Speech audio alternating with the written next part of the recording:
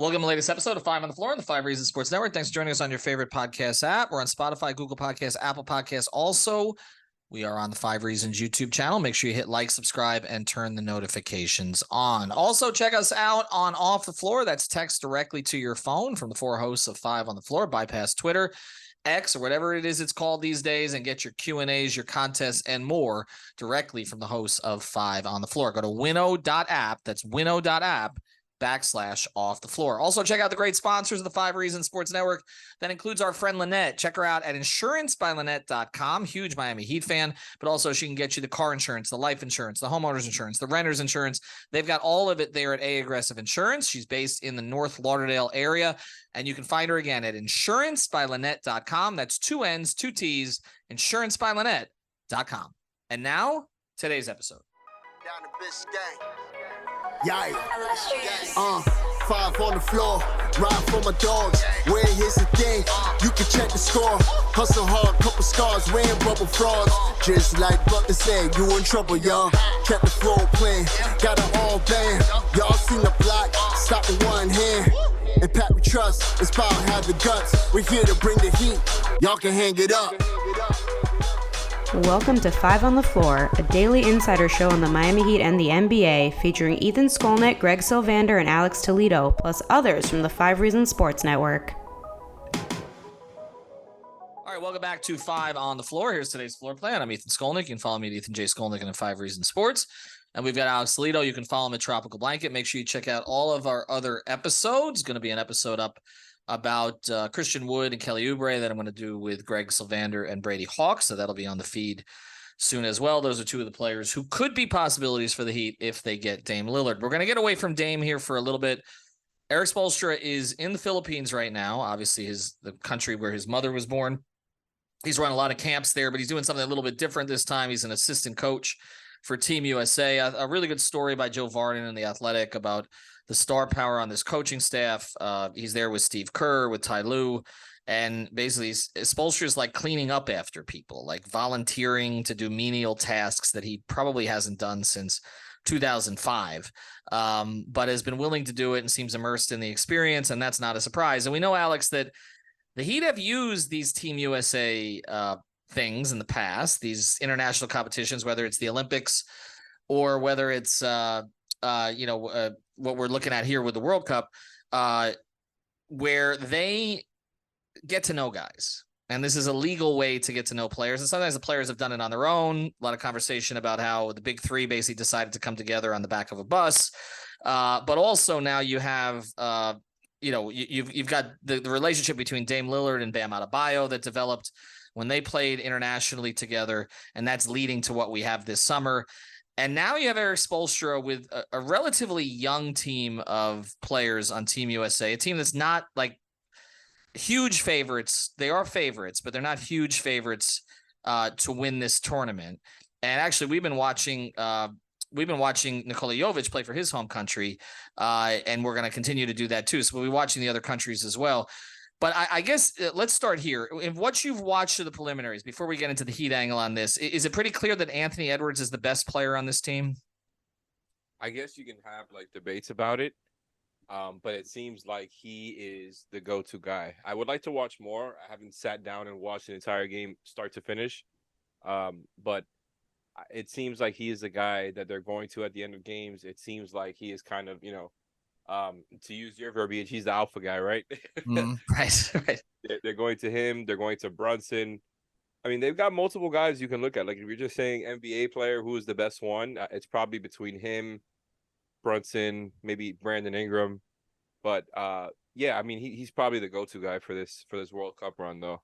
Yeah, this team got described as a lot of B's and B pluses. I think that Edwards, Ingram, Brunson step out from that a little bit.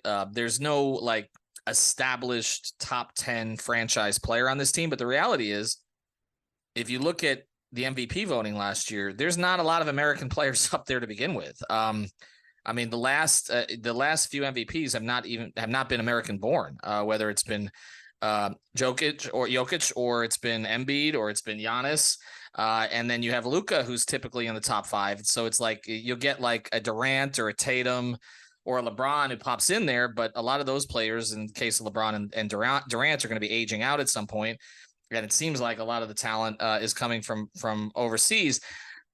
I think when we talk about Anthony Edwards, it's interesting for a few reasons. One is it's led to some trade conversation about Karl Anthony Towns, because it's pretty clear at this point that Towns is not the alpha on that team.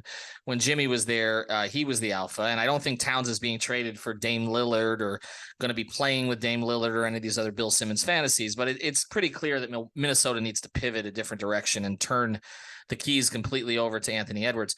But the other thing is, I think Anthony Edwards, people make the Jordan comparison. There's a lot of Jimmy in him also, just sort of his demeanor, his attitude about basketball, the way that he approaches it. And so I think that at least I see some of Jimmy in him also. But what we're going to do today is we're going to go through the list and just kind of, I guess it's a little bit of a fantasy episode. Nothing is going to happen in the next year. Okay. All of these players, for the most part, are signed to contracts of at least 2 years or beyond. Most of them just signed extensions. Some are on rookie contracts. But I just want to, look, the big three thing that took like 3 years to develop, or 2 years to develop since they were in camp together. The Dame Bam thing has taken some time. So we can project 2-3 years out. Let's look at which players down the road we could see being in a Heat jersey. Okay. So I'm going to go through the list with you, Alex. Let's start here. Paolo Banchero. Do you see any way in the future that the Magic are still in a sad state of affairs and he decides, I'm going to go south? Yeah, he's not one of the guys that I thought about when we said that we were going to go through this exercise, to be honest. Like, he obviously just started off his career. The Magic seem like, a team that'll be up and coming for the next couple of seasons. So it feels like too early to talk about him bolting in free agency since his career just started. And yeah, it seems like the Magic are headed in the right direction for now. So yeah, like the Magic thing could not work out, and maybe it gets ugly sooner than later, and all that, young, bright future stuff blows up in their face. But no, Paolo's not somebody that I'm projecting there for the Heat. You know why I'm going to throw this possibility out there? Mike Miller is his agent. And he seems to have a really good relationship with Jimmy. So just a thought, maybe as Jimmy edges out the door. But I would agree. We'll have to give the Magic somewhat the benefit of the doubt. But I'll ask this question. Who have the Magic drafted in recent years in the top 10 that they've kept long-term? Dwight Howard. Right? For that base, isn't that it? Like Aaron Gordon was a top 5 pick, right? The Magic drafted Aaron Gordon? Oh, you said Aaron Gordon. Aaron Gordon, yeah. Yeah. They kept him around for a little while. It's a good question, though. That's tough, man. Well, they've never gotten anything right. That's the thing in the past. I'm going to take a look here. Here's their first round pick. So just, again, this is a little bit of a fantasy episode here. Going back, Jalen Suggs is still with the team. We don't know if he's going to be a player or not. He was picked 5th. Franz Wagner looks like a player. He was picked 8th. Cole Anthony 15th. Still there, but he's been on the trade block. Chuma Okeke, I don't even know where he is now. I think he's still there. Okay. Mo Bamba, 6th overall, not still there. Jonathan Isaac, bunch of injury issues, other things like that. 6th overall, not still there. For the year before, DeMontis Sabonis. Oh yeah, he is still there. That's right. He is still there. I'm sorry. He is still there. That's right. Yeah, he actually approves of their political donations. I'll get off that subject. All right, DeMontis Sabonis, 11th overall in 2016, did not pan out there, right? And then going back one more year, Mario Hezonja, 5th overall, did not pan out there. Aaron Gordon, 4th overall, did pan out, but obviously has had more success since he was moved ultimately to Denver. And Victor Oladipo, 2nd overall, did not pan out there. So actually, I know they're, different management, etc., maybe different approach, but you cannot say that they've had tremendous success keeping their top 5, top 10 picks around. So just throwing it out there. All right, so let's go to the next one here on our list. Mikal Bridges strikes me as like it's funny. Mikal Bridges struck me more as the prototypical Heat player before he blossomed. Like when he was doing the 3-and-D stuff in Phoenix as like a 4th, I'm like, wow, he would be a really good fit on the Heat. But now that he's actually shown more as more of a go-to guy, and then his efficiency kind of went down as the season progressed with the Nets, I'm not as, I don't know, it's weird. I'm not as sold on it, but he's got a little bit more time left on that contract. We talked about it. Could you see him as a Heat player down the road? Would I like that? Absolutely. Could I see it? I'm not sure. We got to see how this Brooklyn stuff plays out. Not that I think they're headed for some sort of juggernaut anytime soon. They're going to be a cute little first or maybe second round team at best. I don't know. I don't know. He signed through 2026 at a pretty damn good contract considering the type of production he showed.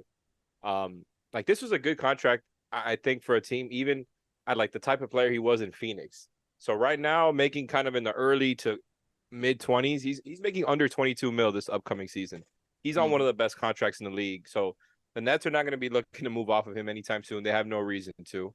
So that part makes me skeptical that it will happen anytime soon. But let's say, 2026 comes, they haven't, negotiated an extension by that point. Things could get interesting. But I'm skeptical that the Nets wouldn't extend him by then. Like, I just think he's one of those guys who you can clearly look at, with the production, with what he's done already for winning teams in the past and now doing it in different roles. It's like, okay, yeah, this guy, you peg him for kind of a big statistical leap from what he did, with now having a full season to be that guy. And even if you don't think he's a top 25 player or anything like that, it's a win for the Nets in that sense, right? Like they're getting somebody a lot better than they thought they were getting in the first place. And so, no, I don't see it happening anytime soon. I would absolutely love it for the Heat. And the other thing that I actually disagree with you about is the stuff about him after, taking the jump, not being a Heat player. It actually is kind of reminiscent of a lot of the Heat's like top players in the sense of like kind of late bloomers, right? With Jimmy and Kyle. You could even throw Bam in there too, because Bam wasn't a starter until his third year. It's not like he was somebody who was the team's number 2 option built around him from the start, anything like that.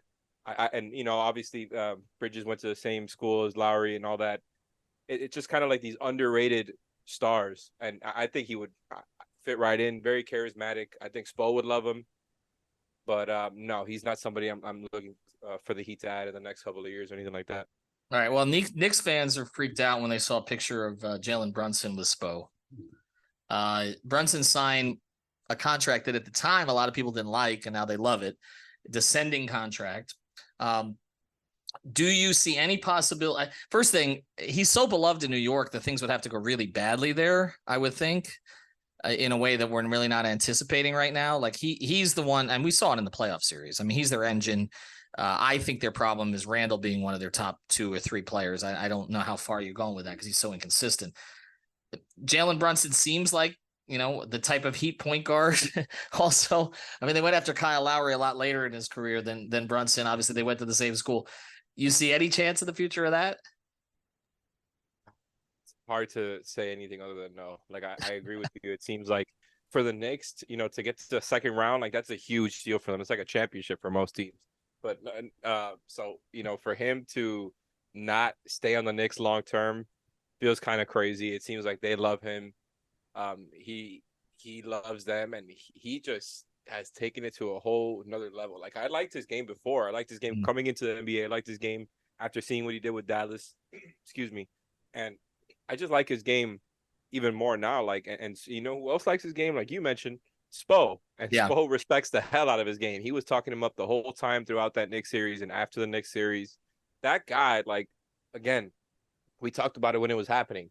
For him to put up the type of production he did at the type of efficiency on that volume while being, the Heat's elite defense number 1 priority, it's just incredibly impressive. He was able to get to his spot in every way, was able to counter however the Heat defended him. Like, the guy just thinks the game. I love his game. I don't think it's going to happen, though. I think the Knicks are going to build from here. Skeptical that they're going to build a contender, but he is the piece. He is the piece. There's no way that they let him go. I think they're going to probably overpay him before they let him go. All right. So now before we get to the break, we get to 2 franchise players here. Anthony Edwards in Minnesota and Tyrese Halliburton just signed for an insane amount of money in Indiana. which of those, obviously Miami would love either of those guys down the road. There's no question about it. And clearly, I mean, look, Halliburton for Sabonis is one of those trades we talked about on a previous podcast where both teams kind of made out, but I feel like Indiana made out better long-term. If I was to say one of those two guys could be available or could be looking to leave their situation someday, which of the two would you say? Man, that one is really tough. That one's really tough. And I'm not going to feel strongly about whatever answer I give here as I'm stalling.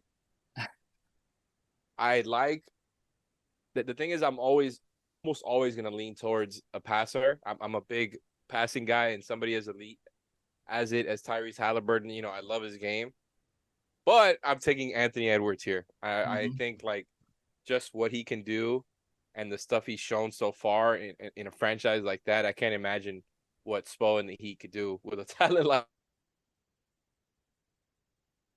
Yeah, no doubt. Go ahead. We just lost you for a second. You still hear me? Mm-hmm. Okay, yeah. He's just so dynamic, so athletic. I like I said, I can't imagine what they would do with him if they were to somehow acquire him in the future. It feels like that he's too good to pass up. And I really love Tyrese Halliburton's game. He's one of my favorite players to watch right now. But Anthony Edwards' talent is too good to pass up. It's a great question, though. Like, both from the same draft class. They both just got paid. Similar contracts, similar years. It's really hard to pick between those. And both with organizations that have not won titles, although Indiana has been further in recent years than Minnesota has been. I just wonder, it's one of those small market situations where you wonder when the guy gets frustrated. I feel, though, if one of the two of them is likely to get frustrated just because he always speaks his mind, it's going to be Ant. It just feels, I don't know. It just feels like Tyrese Halliburton's found a home in Indiana and like he's going to be a Dame, like he'll be there forever. Whereas I could see Anthony Edwards, if they don't ultimately put pieces around him, where some of this kind of youthful playfulness and innocence, and he says whatever is on his mind, which is cute right now, it may not be as copacetic later on. So I'm wondering about that. Obviously, those are two players that he would love to get their hands on someday. We're going to go through the rest of the roster here real quick. Just a little exercise here as we get ready for the FIBA World Cup. And we'll be covering the FIBA World Cup on playback also, so you can join us there. We're also going to do a playback episode later this week on Oubre and Wood and some of the other free agents who could still be available to the Heat if they ultimately do make this Dame trade sometime before training camp. I want to tell you about a couple great sponsors of the 5 Reasons Sports Network, though. Our betting partner is Better Edge. Use the code 5RSN. That's BETTOR Edge.com. Use the code 5RSN for $20 to play. This is legal sports betting in 45 states, including the state of Florida. It's legal because it's based in the United States, and you're betting against others who use it. You are not betting against a bookie or the app. So go to betteredge.com, use the code 5RSN. And if you want to play FIBA or anything else on a fantasy perspective, go to Prize Picks. Use the code 5FIVE. Get your initial deposit matched up to $100. Go to prizepicks.com, the Google Play Store or the Apple App Store, and download Prize Picks. All right, so we've got a couple other guys here. I'll throw these two in a mix. Josh Hart, we know obviously that the Heat would value somebody like Josh Hart. He just re-signed, though.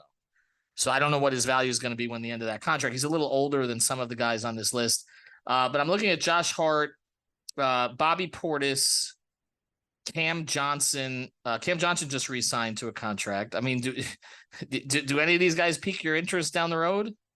Yeah, I think Cam definitely piques my interest. I think he'll be a pretty hand-in-glove fit. I like his game. And I think he stands out from that group you said, because I have absolutely no interest in Bobby Portis, and I have just about no interest in Josh Hart after what happened. See, I knew you were going to say that, but can we just... The other thing, basketball-wise, is just true. Like, you look at the guys that they already have on the roster that he do, and they have so many guys that have similar skill sets, Right. Like, they have so many guys who already can defend, rebound, above their size, and I don't think they need him, and yeah, he's fine. In theory, he's a Heat player. I just think I'm still a little bit sour about what happened there. I can tell. I can tell because yes, they have guys like that. They develop guys like that, but he's kind of a premium version of that. I wanted the Heat to take a shot at him for the trade deadline. I thought the Knicks made a good trade there, but I understand where you're coming down there. Before we get to the two other sort of core guys here, the two young guys on this list. Well, Austin Reeves actually isn't that young. He just seems young because he has been there that long. But he just re-signed with the Lakers too after the Spurs considered giving him a contract. And then Walker Kessler, who was traded in the Gobert trade and actually you could argue outplayed Gobert last year. I don't know. I mean, it seems like Walker Kessler is one of those guys who's going to grow and develop in Utah, and Reeves is now going to grow and develop in the Lakers. So probably not options at any point down the road. You said Reeves is not going to grow and develop on the Lakers? No, he will, and he's going to get the Caruso treatment and all the rest. I think he's a more versatile player than Caruso. He's not as good a defender as Caruso, obviously, but he's going to get where Bleacher Report is basically, has to post Austin Reeves update every single day because he's a white Laker. We know that it works. Yeah. And that all of that stuff is true. He's like the offensive version of Alex Caruso. Right, like, exactly. Right. He's got more offensive game, can defend. He's not like a cone, but he really competes there. I like his game, man. I got to say, even with all the jokes, and I really like his game. I think he's going to have a really good year this upcoming season as they get kind of like a full year with just a roster that makes a lot more sense than some of the ones they've had the past couple of seasons. I think he's going to be featured there as a kind of the third guy. And I really like the way he plays in general and fits with those guys. I like his game. Because of that, I don't see him departing from the Lakers anytime soon. I don't think they, especially just considering the fact they just signed him to a 4-year deal at a complete steal, right? Like that report came out, was it today, that the Spurs were thinking about offering him $100 million, which is something that was rumored around that time in the first place. Some people were surprised that the Spurs didn't throw down that offer sheet even just to get the Lakers to pay up, right? The Lakers, because the Lakers gave him the max that they could, which was 56 mil. But if a team like the Spurs with cap space to offer him an $100 million over 4-year deal, like the Lakers would have had the opportunity to match it and pay up. So yeah, I don't think he'll be gone from there anytime soon. He's an absolute steal of a contract. The only way is like if they had an opportunity to trade for like a third, all-star, superstar, and he had to be a part of the deal. So yeah, I don't really see this as a thing for the Heat. And yeah, Walker Kessler is kind of like how I felt with Paolo. It's just their careers just started. I don't see them leaving their teams anytime soon. All right, so let's get to the other two. And I know there's some feelings here too, because sometimes Jaren Jackson gets more shine than Bam, and that upsets Heat fans. But Brandon Ingram's a guy whose name has been out there with the Heat before. I know the Heat love him. I mean, there's a lot to like there, but I just know that the Heat have a specific interest there. If I was to say to you, as we close here, and thanks to our sponsors, Aggressive Insurance, with insurancebylennet.com, Better Edge, and Prize Picks. If I was to say to you, which player would you more covet in, say, 2 seasons? If assuming Bam is still on this roster, which we're going to assume that, and that Jimmy and maybe Dame are aging out, which player would you more covet, and which do you think actually would have a chance of happening? Okay, so the covet part, in 2 years, I'm going to say that's Jaren Jackson. I just think that, he's 23 right now. I'm trying to see. Okay, so he's going to turn 24 in a couple of weeks, actually. So let's say he's about 24 years old. He's going to be 26 then. And Brandon Ingram is what? Let's see, 25. And he's actually a September birthday too. So he's going to be 28 in 2 years. So yeah, I'm going to take the couple of years difference there with Jaren, and because I think it's pretty close. They're obviously very different players, but just imagine a front court of Jaren Jackson and Bam, what that could do. Right. I mean, he might be the perfect front court.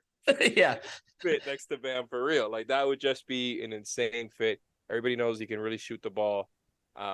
And there will be fun ways he could mix and match those things. I really do think it could work. The way that fans have been wanting, kind of these stretch fives to be next to Bam. Jaren is, he's the best of those guys. He's the absolute best. There's a reason he won Defensive Player of the Year. I wouldn't have voted for him. I don't think he's the best defender in the league. I think Bam is. But regardless, he is obviously a very, very good defensive player. And I think would be a really nice fit. Now, the one that I think is more realistic is Brandon Ingram, because of what you said before, like the fact that they went after him or had some interest in him, I should say, a couple of seasons ago. You reiterating the interest in general. I think it makes sense. The problem is like if they trade for Dame this summer, I shouldn't even say the problem because it's not really a problem. If they trade for Dame this summer, I don't know how you get to adding in like a Brandon Ingram in the future, just you trading those big contracts now. But it seems like kind of that interest is there, and I don't know what's going to happen with the Pelicans. Whereas like with the Grizzlies, I I feel like they've almost kind of just started, even though the Pelicans are a very young team too, right? Like it feels like they're closer to a big time team shifting trade, right, than the Grizzlies are. It feels like well, I'm gonna catch you on that, because literally as we're doing this podcast, because I understand what you're saying, but as we're doing this podcast, this may mean nothing, but there's an NBA alert that just came out that Jaren Jackson Jr. is no longer following Ja Morant, and one of our favorite Heat follows, you can probably figure out who this is, just tweeted on top of it, Jaren and Edris front line. I felt like I was somebody again.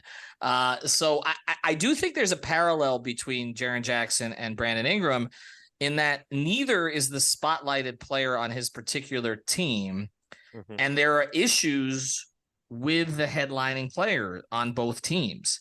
And that's why I saved these two guys for last, because I can envision a scenario where one of these two guys gets sick of their current situation, because you cannot count on the guy that is supposedly the franchise centerpiece, whether it's Morant because of the off the court stuff, or Zion because of, well, you know, the at the table stuff, right? So, I mean, it's an interesting parallel to me, and that's why I saved these two, because these are the types of players that end up becoming available to a franchise like the Miami Heat in a year or two. Do you know what I mean? Like that's typically how this works. Is player gets disgruntled by his current situation, and Pat and the organization try to swoop in. And I see both of these guys as potential targets.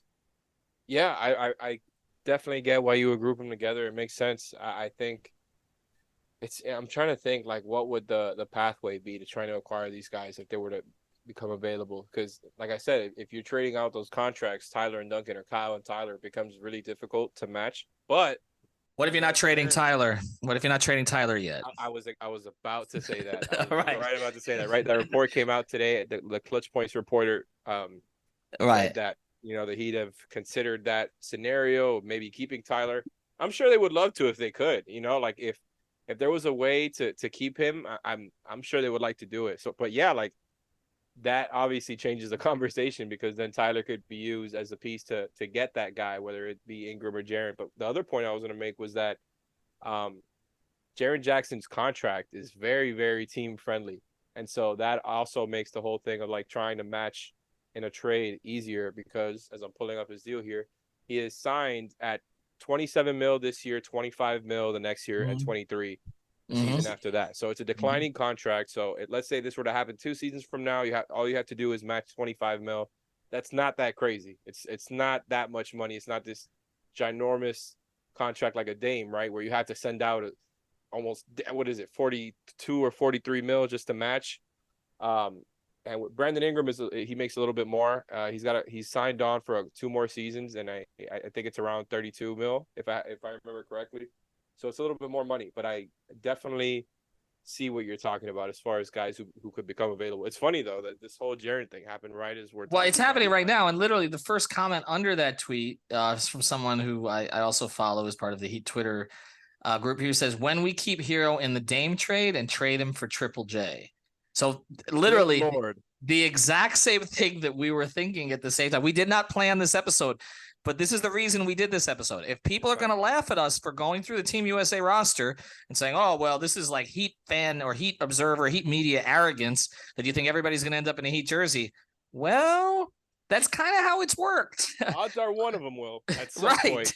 Exactly. So maybe we found the one. Maybe it's Triple J. All right. Thanks to Alex. Thanks to Better Edge, insurancebyLynette.com, and Prize Picks. We'll talk about players who are not under contract on the next episode. We'll get into Wood, Oubre, and others. Thank you for listening to the 5 on the Floor on the 5 Regional Sports Network.